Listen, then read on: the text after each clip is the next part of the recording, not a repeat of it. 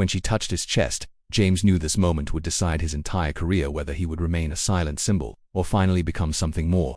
In the heart of London, beneath the shadow of Buckingham Palace's iron gates, something was about to happen that would test everything a royal guard believed about duty, discipline, and the invisible line between silence and surrender. James Whitmore had been standing at his post for exactly 2 hours when he saw her approaching through the crowd, moving with purpose rather than curiosity, her eyes locked on him with an intensity that made every nerve fire beneath his immaculate red coat.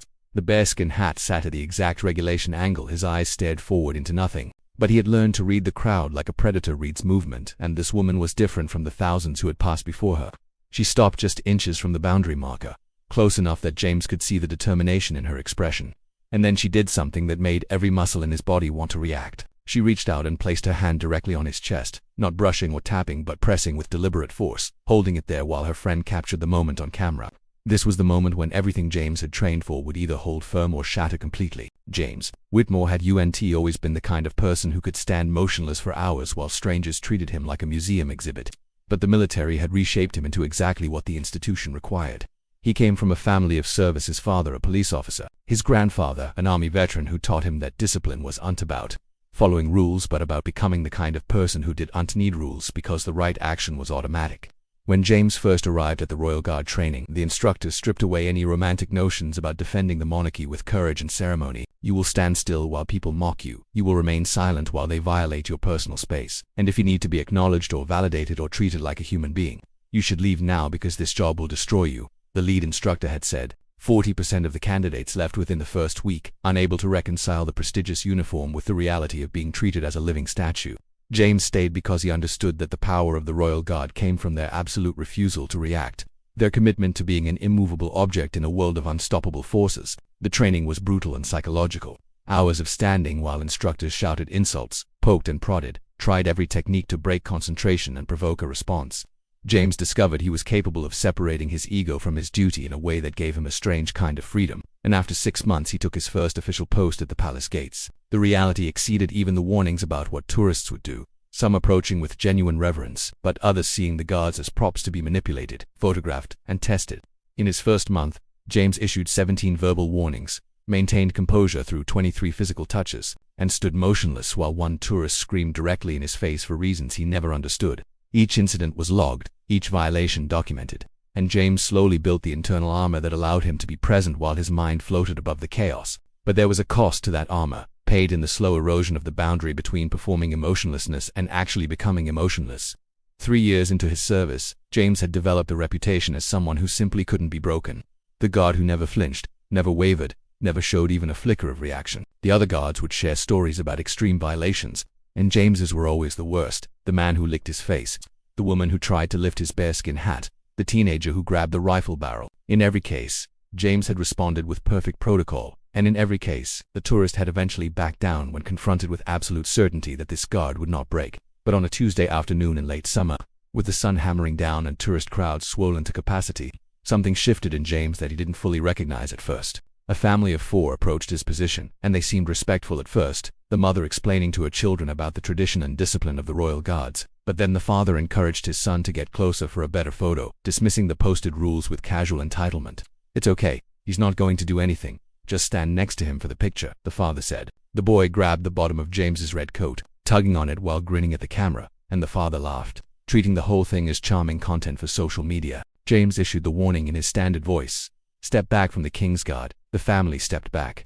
But as they walked away, James heard the father say, "Did you get the video of him yelling? That's going to get so many likes." For the first time in 3 years, James felt rage, not at the specific family but at the entire system that reduced his service to entertainment, that turned discipline and tradition into content for people who would forget about it before they reached the parking lot. That evening, a senior guard named Thomas sat down across from James without invitation and said quietly, "You had the family today, didn't you?" James nodded, and Thomas continued, "I've been watching you for 3 years, and you re one of the best we've had. But I saw your face when you came off duty and I recognized that look because I had it 8 years ago right before I almost quit." James looked up with genuine surprise, unable to imagine Thomas walking away from service. "I almost quit because I thought enduring disrespect was the same as accepting it. And once you accept it, you start to die inside," Thomas explained. "But then I realized we're not standing here to absorb abuse. We're standing here to create a standard. And every time we maintain that standard despite provocation, we're proving that some values are worth protecting even when it's hard. Thomas stood and placed his hand briefly on James's shoulder, breaking protocol in a way that somehow felt right. Don't let them take your dignity, because the moment you believe you're just a prop, you stop being a god and become exactly what they think you are. 2 weeks later, James returned to his post with a different mindset. No longer trying to be emotionless but channeling his emotions into focused determination to hold the line perfectly. Around 2 in the afternoon, a group of 5 young adults approached, and James immediately recognized the energy. They were here to create content, and they didn't care what boundaries they had to cross to get it. One of them, wearing expensive designer clothes, announced loudly, "Watch this. I'm going to make him break. I guarantee it." He approached James directly, making exaggerated facial expressions, waving hands in front of his face, snapping fingers near his ears, doing everything possible to provoke a reaction. "Come on, you can't be that disciplined. Everybody breaks eventually," the young man said with desperate performance energy. And then he made the decision that would define the next several minutes. He reached out and placed both hands on James's cheeks, squeezing them together the way someone might playfully squeeze a child's face. "Hello, anybody in there? Wake up," he shouted directly into James's face. James had a choice that transcended protocol. He could issue the standard warning, remain silent, or do something that would either redefine his understanding of the job or end his career. James slowly and deliberately shifted his eyes downward until they locked onto the young man's eyes with an intensity that seemed to physically push him backward. Without breaking eye contact, James spoke in a voice barely above a whisper but carrying more weight than any shout. "Remove your hands from my face. Step back behind the line, and do it right now." The young man's hands dropped as if shocked, his expression shifting from performative confidence to genuine uncertainty as he realized he had miscalculated badly. "I was just joking around, no need to get serious," the young man said, backing away with hands raised. But James didn't return to his stance, didn't release eye contact, didn't give social permission to laugh it off. "This is not a joke, this is not entertainment. And I am not a prop for your social media," James said, each word precisely enunciated with absolute finality. The young man's friends stopped filming. The gathered crowd went silent, and James felt the full weight of his authority, not as something imposed by uniform but as something earned through years of holding firm. The young man retreated completely, his group scattering into the crowd, and James returned to his standard position, but something fundamental had changed. He had discovered that silence was powerful, but sometimes speaking with absolute authority was even more powerful, and knowing when to do which was the real art of being a god. The incident was reviewed by his commanding officer and analyzed from multiple camera angles, with the final determination that James had acted within acceptable response parameters. But what the review didn't capture was how the other guards changed in their perception of James, seeing him not as an unbreakable robot but as someone who understood the deeper purpose of the role. In the weeks following, James noticed tourists approached his section differently, as if word had spread through invisible networks that this particular guard had a line that should not be crossed.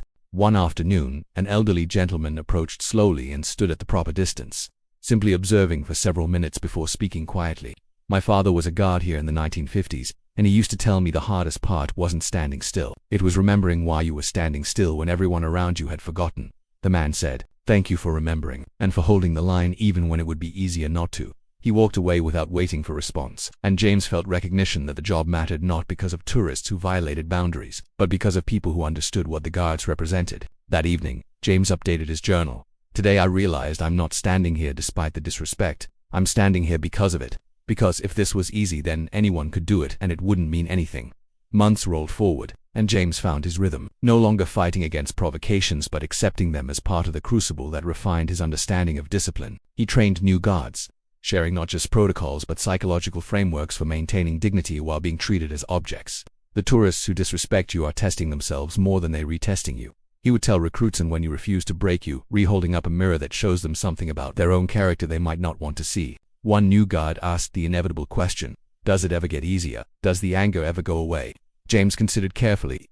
The anger does go away, and if it did, you do lose something important, because anger at injustice is human and right, but what changes is your relationship. With the anger, you learn to hold it without letting it hold you. 5 years into service, James stood at the same post where he started, wearing the same uniform, following the same protocols, but carrying completely different understanding of what it meant. The job wasn't about protecting the physical palace or maintaining quaint tradition. It was about embodying the principle that some standards are worth maintaining even when the world seems designed to erode them. Every day James stood motionless while chaos swirled around him. He made a statement that discipline was possible, that dignity could be maintained, that silence could be more powerful than noise.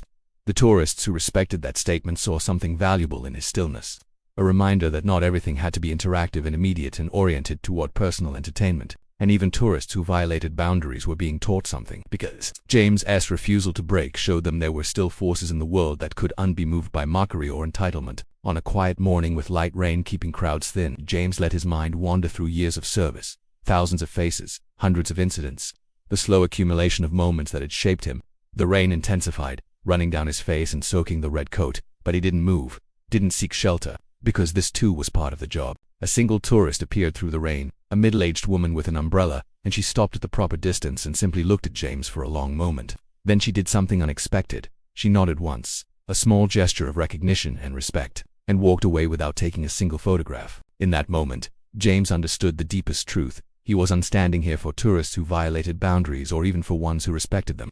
He was standing here for himself, for the person he was becoming through daily practice of holding firm when everything pushed him to break. The rain continued, tourists came and went, and James remained exactly where he was supposed to be, doing exactly what needed to be done, being exactly who he had chosen to become, and in that choice, repeated every single day, he had found something more valuable than comfort or recognition. He had found purpose, dignity, and the quiet power that comes from knowing yourself completely. This was the meaning of the Royal Guard, discovered not in protocol manuals but in the daily crucible of standing firm while the world tested every boundary, and in that test, finding the strength to remain unbroken.